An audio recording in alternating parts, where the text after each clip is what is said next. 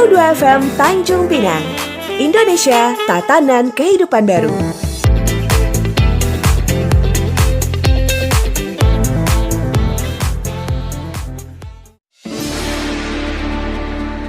Inspirasi pagi.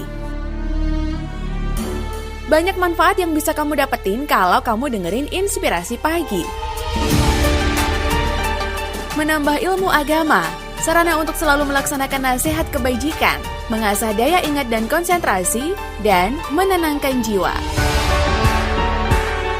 Inspirasi Pagi, setiap hari pukul 5:15 waktu Indonesia Barat, hanya di Pro 2 FM Tanjung Pinang, suara kreativitas.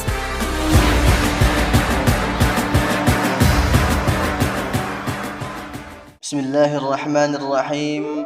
Assalamualaikum warahmatullahi wabarakatuh. Alhamdulillahi wa kafa, wassalatu wassalamu ala rasulihil mustafa wa ala alihi wa sahbihi wa man ihtada. Ashhadu an la ilaha illallah wahdahu la sharika lah, wa ashhadu anna Muhammadan abduhu wa rasuluh, la nabiyya ba'da, amma ba'd. Pemuda dan para pendengar RRI Tanjung Pinang yang dirahmati Allah Subhanahu wa taala. Bersyukur kita kepada Allah Subhanahu wa taala. Alhamdulillahi rabbil alamin. Sampai saat ini Allah masih memberikan kita nikmat kesehatan, nikmat Islam dan juga iman. Kemudian bersalawat kita kepada Rasulullah sallallahu alaihi wasallam. Allahumma salli wa sallim wa barik ala sayyidina Muhammad. Mudah-mudahan kita mendapatkan syafaat dari Rasulullah di akhirat kelak. Amin ya rabbal alamin. Pemuda dan para pendengar RRI Tanjung Pinang yang dirahmati Allah Subhanahu wa taala. Dalam sejarah, sejak dulu bahkan sebelum Islam lahir, Allah selalu mengutus para nabi dan rasul untuk menyampaikan kebenaran di muka bumi ini. Mereka terpilih dari para pemuda yang pandai bercakap, pandai berdebat, dan berani membelah hak dan identitas diri. Seperti halnya kita lihat sirah Nabi Ibrahim. Sejak kecil beliau sudah berani bertanya dan bercakap, bahkan berdebat dengan lingkungannya demi mempertanyakan hal yang menurutnya tidak logis untuk disembah. Cerita beliau telah terekam indah dalam kitab suci umat Islam. Kita juga ingat kisah Ashabul Kahfi yang tergolong pengikut Nabi Isa alaihi salam.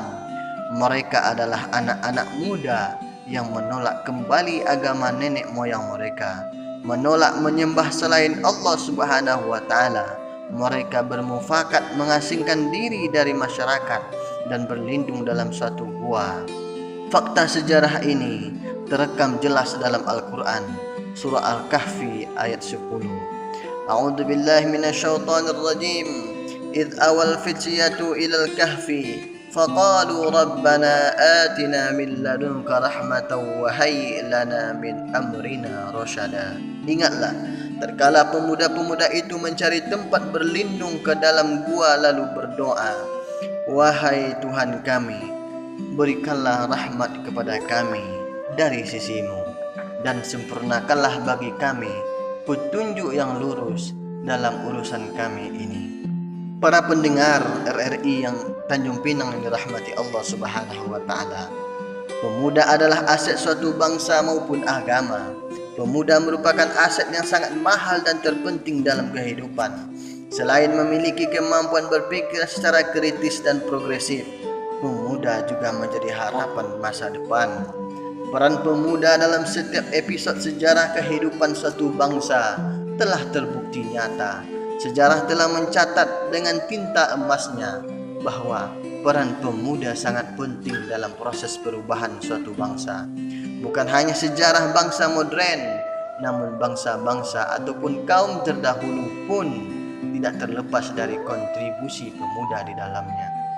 Yusuf Al-Qaradawi, seorang ulama besar Mesir kontemporer berkata, apabila ingin melihat suatu negara di masa depan, maka lihatlah pemudanya hari ini. Hal ini menunjukkan bahwa generasi muda memiliki peran besar dan penting bagi suatu bangsa, terlebih di masa yang akan datang. Kenapa? Karena generasi mudalah yang akan meneruskan estafet kepemimpinan di masa yang akan datang. Masa depan adalah akibat, maka ciptakanlah sebab yang baik. Jika dikontekstualisasikan dalam kehidupan pemuda sebagai agent of change, maka yang perlu diperhatikan adalah bagaimana perkembangan dan pola kehidupan pemudanya. Karena pola kehidupan akan mempengaruhi sebuah kehidupan pribadi maupun sosial, lebih-lebih pada kehidupan pribadi agama maupun pribadi negara. Pemuda dan para pendengar RRI yang dirahmati Allah Subhanahu wa taala, Al-Quran telah memberikan petunjuk mengenai sikap keteladanan orang tua dalam mendidik anak-anaknya melalui penggambaran Luqman. Dalam memberikan wasiat-wasiat kepada putra-putranya, Luqman adalah figur seorang ayah yang sangat bijaksana. Itulah sebabnya ayat yang menceritakan tentang Luqman didahului dengan pujian kepadanya. Luqman adalah orang yang mendapatkan hikmah, sedangkan manusia yang memperoleh hikmah, dia telah menerima kebajikan yang luar biasa. Dalam surah Al-Luqman, Allah Subhanahu wa taala berfirman, "Wa idz qala Luqmanu li ibnihi wa huwa ya'izuhu, ya bunayya la tusyrik billah, innasyirka la zulmun 'adzim." Dan ingatlah ketika Luqman berkata kepada anaknya di waktu ia memberi pelajaran kepadanya, "Wahai anakku, janganlah kamu mempersekutukan Allah. Sesungguhnya mempersekutukan Allah adalah benar-benar kezaliman yang besar." Melihat kisah Arif Luqman dalam Al-Quran tersebut, orientasinya jika dikaitkan dengan kehidupan pemuda dalam bermasyarakat, tidak lepas dari didikan orang-orang yang telah lebih dahulu muda, yaitu para sesepuh atau orang tua sendiri. Hubungan di antara keduanya harus ada kolaborasi tentang bagaimana memikirkan masa depan. Sebagai orang tua, memberikan arahan terhadap generasi sebagai penerus penegakan agama Islam, bangsa dan negara. Sebab banyak orang tua maupun tokoh masyarakat enggan memberikan mandat atau kesempatan dalam hal-hal tertentu, atau jika dalam bahasa organisasinya pengkaderan terhadap para pemuda saat ini minim dilakukan oleh orang tua, sehingga tidak jarang para pemuda kehilangan dasar-dasar hidup bermasyarakat secara lokal maupun universal yang dimiliki oleh para sesepuhnya. Semua itu terjadi karena masih ada saja kebanyakan orang tua, ataupun tidak semuanya, berpikir jika sebuah peran penting diberikan kepada kaum muda, seakan-akan martabat dan kedudukannya hilang di masyarakat. Sebenarnya tidak cukup jika para pemuda menunggu dan diberikan nasihat saja oleh orang tua maupun guru, tapi juga harus ada upaya dari pemuda itu sendiri, atau kesadaran beban dan tanggung jawab yang nyata di pundaknya. Sebab jika bukan pemuda yang akan memberikan perubahan dan meneruskan perjuangan, siapa lagi? Oleh karena itu, tidak heran Bapak Proklamasi Republik Indonesia Insinyur Soekarno mengatakan, "Berilah aku 10 pemuda, maka akan aku goncang dunia." Teringat cerita seorang pemuda yang ingin mendaftarkan dirinya sebagai prajurit dalam sebuah peperangan yang dipimpin oleh Rasulullah SAW. Ia datang membawa pedang yang panjang, yang mana panjang pedangnya itu melebihi tinggi badannya. Lalu dengan tegas Rasulullah menolak niatnya karena ia belum memiliki seni berperang. Lalu pemuda itu pulang dan berdiskusi dengan ibunya. Lalu ia terus belajar dan mencari kelebihan yang ia miliki, sehingga ia pun menemukan bahwa ia pandai menulis dan berbahasa. Di kemudian hari, Rasulullah SAW mengangkatnya sebagai sekretaris pribadi, dan pemuda itu adalah Zaid bin Sabit. Melihat kisah di atas, ada 2 poin yang perlu dicermati, yaitu semangat perjuangan dan selalu berupaya menggali potensi diri.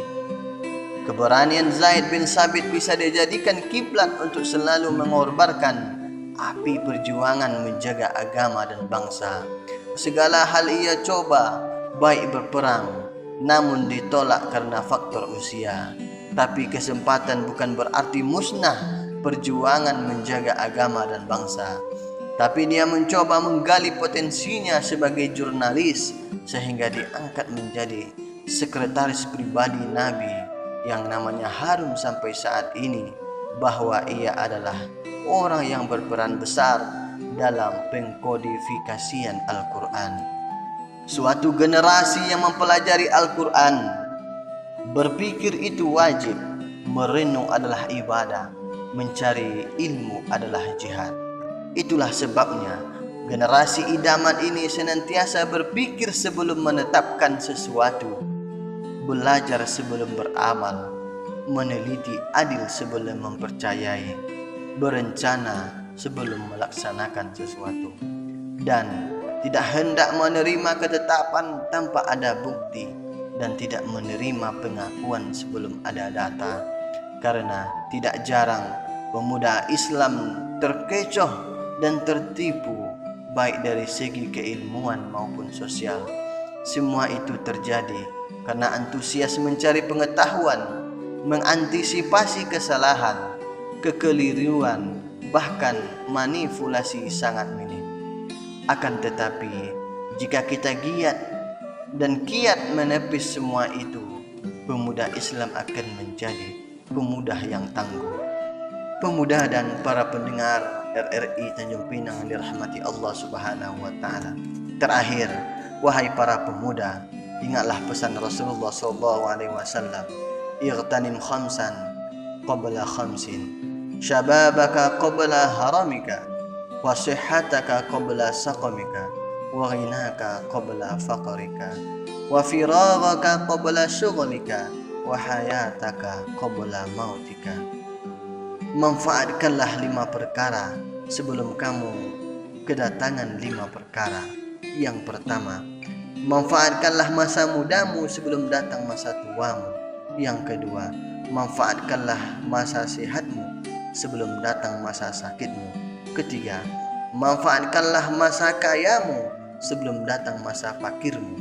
Keempat, manfaatkanlah waktu luangmu sebelum datang masa sibukmu. Kelima, manfaatkanlah masa hidupmu sebelum datang masa matimu.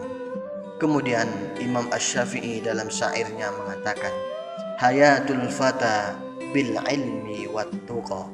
Kehidupan seorang pemuda itu berlandaskan ilmu dan juga ketakwaan. Kaum muslimin, para pendengar RRI yang dimuliakan Allah Subhanahu wa taala, demikianlah untaian hikmah ini. Mudah-mudahan bermanfaat bagi para pemuda serta para pendengar semuanya. Mohon maaf atas kesalahan dan kekhilafan.